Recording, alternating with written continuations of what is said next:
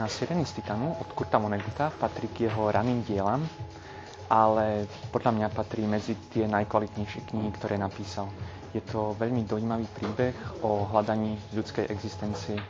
Keďže je to Kurt Vonnegut, je to príbeh neuveriteľne šialených príhod, ktoré sa stali jednému človeku a množstvo z nich je naozaj groteskných, aj keď záver je možno trošku smutný. Závisí to od toho, čo považujeme za smutné. Ak máte zmysel pre rôzne zvláštnosti, ako napríklad chronosynchlastické infundibulum, táto kniha je naozaj úplne výborná. Takisto je veľmi zábavná, ale treba sa na ňu trošku naladiť. V každom prípade ju naozaj vrelo odporúčam.